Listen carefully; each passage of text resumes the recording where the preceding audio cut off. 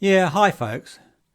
Now, as we all know, New Zealand's hospitals are stuffed, but that's okay because it was far more important for our communist government to waste millions on gun buybacks and of course waste time on stupid stuff like banning conversion therapy, for example. Now think about the latter for a moment. Our communist government allows women to choose whether to abort a baby right up until birth or not. They allow people to choose whether to die or not. They even allow people to choose their own gender or not. But for some strange reason, they don't allow gays to choose conversion therapy or not. Now, I wonder why that is. Anyway, later I'll play a video about a woman who chose conversion therapy and is much happier today. But first, let's have a look at Asian Lives Matter, or should I say, Migrant Lives Matter.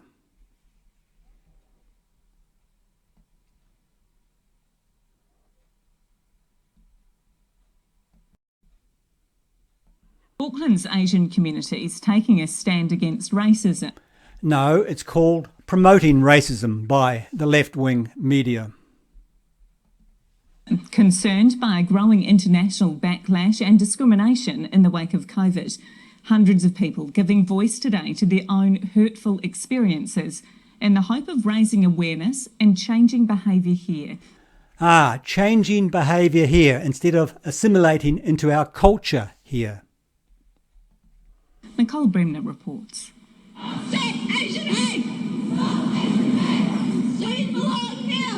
shout out to Kiwis either oblivious, ignorant or choosing... Yes, calling Kiwis ignorant is somehow not racism. ...to ignore discrimination in Aotearoa. The most recent one, my dad actually got hate crime. He got punched by this driver. He got pulled over on the street and he got punched in the face. This gathering in the very heart of our biggest city, calling for greater heart when it comes to racial tolerance, acceptance and understanding. This happens in every Western society today. This happens right here in New Zealand. We have just lived it, and it's so subtle sometimes that people may not notice it, and that's why we know it's so real, and we're here to show people that. The group raising their voice over long-standing issues in this country. I think that's just something that we've kind of grown up with, and I think in recent years... Yeah, do they actually believe showing a hateful sign like that is somehow going to unite us? It's sort of come to light, like, actually, this is happening. New Zealand's Asian community also unsettled by the mass shooting in Atlanta a week ago. 6 of the 8 victims Asian women, their deaths sparking huge Stop Asian hate rallies across the US. Yeah, but let's not mention the fact that those Asian women were all working in massage parlours owned by Asians. And the killer's motive was related to his sex addiction, not race. But let's make it about race anyway.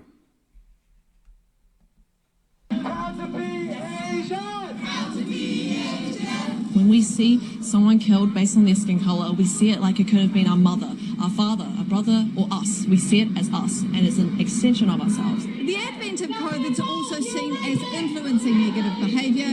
The Human Rights Commission reporting a spike in cases of discrimination and racism since the start of the pandemic. I think it obviously ties in with the remarks that Donald Trump would have been making, saying that calling it a China virus and... Because it is the China virus. And by the way, China is not a race, it's a country. But let's blame Trump anyway. This community here in New Zealand, our Chinese community, is definitely feeling that as well. These young Kiwis now trying to set the record straight. This is our first time joining this kind of march, but we think I would like to be supportive. Just promote togetherness and love and harmony, then that... Oh, what a flake. I'm actually amazed that a woman actually had sex with this guy. That's really the ideal situation. Setting their sights on a world where we all just get along. Nicole Bremner. Migrant Lives Matter. Yes, the new victim group. Yeah, now this conversion therapy video speaks for itself, so I won't comment. Hi, my name is Leah, and I would briefly like to share with you my story. I came from a pretty stable and privileged home. I'm one of 6 kids and overall had a really good childhood. Growing up, however, I had question marks over my gender, and I very much behaved and dressed like a boy, causing people to often mistake me as a boy. And my interests were certainly drawn towards that sort of stereotypical boy interest, such as sports and outdoor activities, building and fixing things, etc. And to be honest, they're still my interests today. But like many others who can experience this sort of figuring out of who they are during their childhood development, my gender confusion did in fact dissipate over time. And I began to not only accept but also embrace my womanhood as I still do today. While my gender confusion dissipated, I began to realise that my same-sex attraction did not dissipate, and in fact my same-sex attraction only grew stronger. This made me become quite withdrawn and reserved as a teenager as I worked through the confusion of why I was feeling this way. And after trying to resist these feelings for many years, it was through my early 20s that I entered into lesbian relationships. And for a time this was fulfilling, but after a while I became pretty unhappy. I began to experience some mental health struggles with extreme anxiety and depression, loneliness, a whole range of issues. And I also grew tired of the unhealthy relationships that were surrounding me. I disliked the obsessive nature that characterised some relationships, as well as the promiscuity that was present either in relationships I was involved in or the relationships that I witnessed. Now, notably, that this doesn't represent all lesbian relationships, but this was certainly my experience. And so for these reasons, as well as other reasons, I decided to seek help not only to deal with my mental health issues, but also receive support to leave the lesbian life. So I sought counsel from friends and psychologists, ministries, support networks, and also people who had walked very similar journeys to me. And none of these supports were ever harmful or coercive or ineffective. In fact, all these avenues were very effective, supportive, and completely driven by my desire to actively be involved in such counsel. Now, note that under many legislations around the world, particularly the legislation just passed in Victoria, Australia, every positive step of help that I received along my journey would now become illegal and penalised with fines and even jail time. Along my journey, I encountered 2 extremely contrasting experiences from 2 different professionals. And the first one was with a GP who responded to me with the affirmative model. He told me that I should accept who I am and live as a lesbian. And considering that I was there to receive help to pursue a life away from lesbianism, this response made me feel rather unhelped, despondent, and actually really hopeless. According to this GP, my pursuit to explore this type of help was simply not valued, and apparently change was not possible.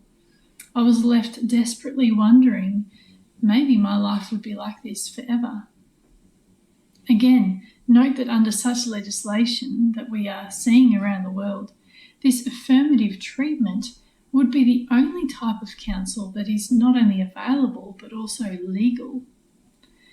Contrast this experience with a psychologist who took great care and consideration of my pursuit. He listened and asked questions and helped me unravel my past hurts and false beliefs about myself and also others.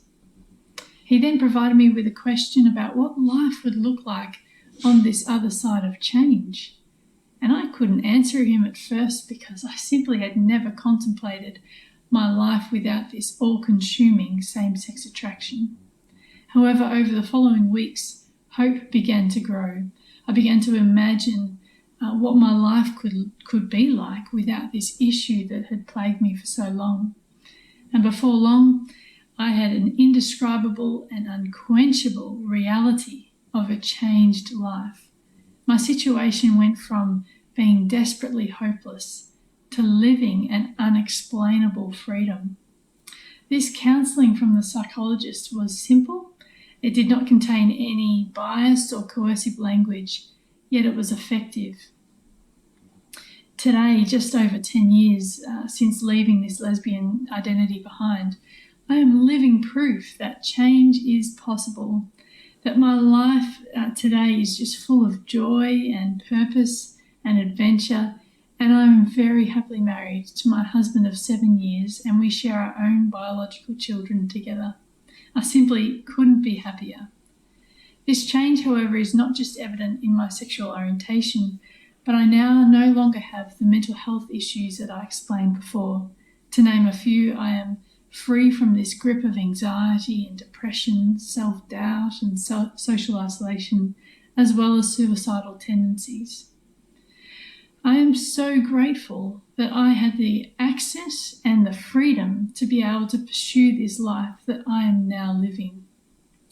My aim in sharing this, however, is not to deny or disregard those who are content to live as LGBT. In fact, I deeply care for people within the LGBTQIA+ community, and I still have many friends in this community. However, my concerns are for people like me who, for various reasons, wish to not live as LGBT and pursue help and counsel in order to achieve this. You see, we all have a right to choice. Exactly.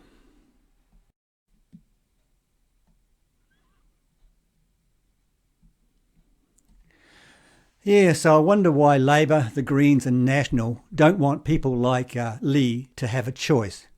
Well, it's simple. Labor and the Greens want to expand their voter base, not reduce it, whereas National is simply gutless and doesn't believe in anything.